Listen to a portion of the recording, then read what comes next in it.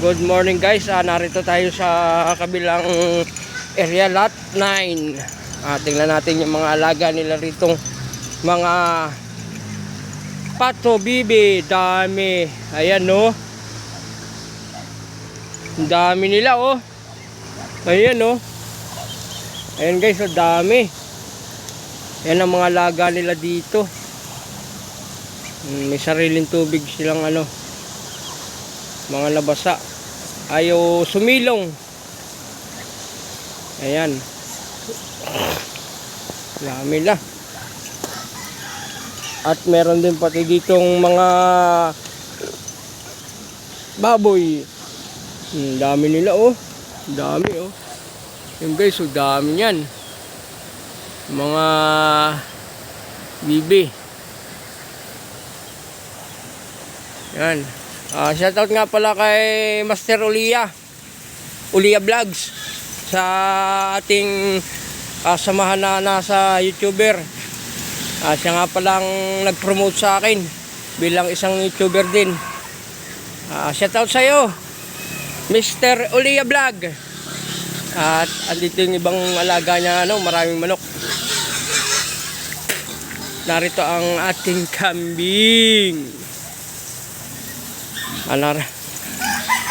Yung baboy dito, 3. Ay mukhang hindi na lumalaki itong baboy na to ah. Ay bansot talaga no. Oh. Yan guys, bansot siya. Hindi katulad yung mga naunang halos silang 3 pag samasamahin, isa lang. Bansot talaga. Pan-December daw yan, sabi ni Mami. Titira niya ata. Ang lechon. Guys, oh, ang ingay. Ito pala, oh. Pwede pa to. Dala mo nun, mga grinder dun, oh. Pinanghukay mo?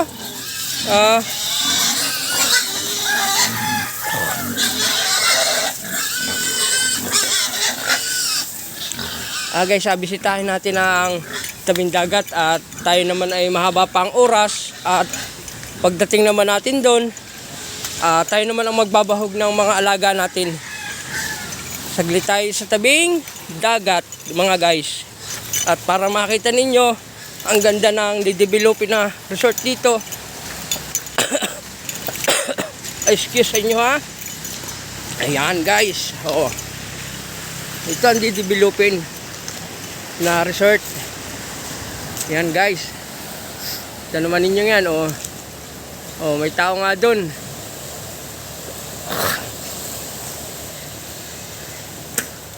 Ayan.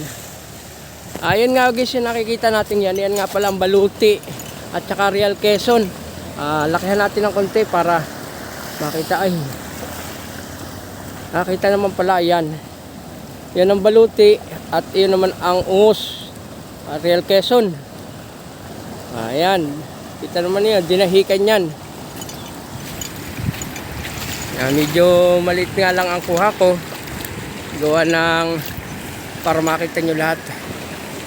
Yan guys, yan, nakikita naman ninyong yan. Yan ang mga pinagpupuntahan namin. Dito lang siyang sa, sa Kiluluron. Yan, ito ang post namin ng Liberty. Kasamahan namin mga security guard na nakakasama namin sa bundok pag kami gumagala. Dito yun. Ito i-developin namin at para kumita rin naman kahit papano, kahit na medyo mabato, pero gusto nila at makakapag-fishing sila. Ayan guys, shoutout sa mga taga Kinalumbakan at saka shoutout sa mga Liberty Security Agency. Ayan, kita naman ninyo guys kung gano. Yan guys, yung may anong yan ang Iglesia ni Cristo ng Kinalumbakan. May nakahilirang yan. Ganito ang ano rito, buhangin. Yung yan, yung ganyan. May pebbles. Yan ang buhangin dito guys. Kita naman ninyo ang aming anuhan ng pato. Kaya guys, pag nakapunta kayo dito, pwede kayong mamiwas at pwede rin kayong magkalkal dito sa buhangin na ito. Yan. Hanggang dun yan guys, puro ganun ang kurte ng buhangin niya. At ito nga, meron tayong nakitang mga tao na hindi natin alam kung mga sanggaling. Sila ay mukhang nagbi-beach.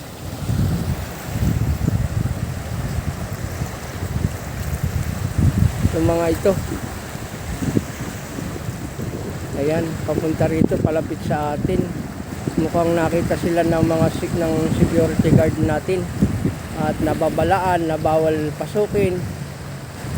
Kasi mahirap na yung walang nagbabantay. Walang lifeguard na na nakakakita para masiguridad natin yung area. Dito nga pala ito sa Lot 9 Kiluloron ng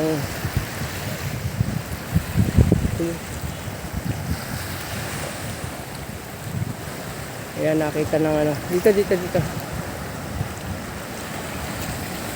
ayan, pinapupunta natin at nang makausap para naman kahit papano ay mabigyan sila ng babala. Hindi naman natin pinagbabawal, basta magpaalam para malaman kung may tao dito na naliligo.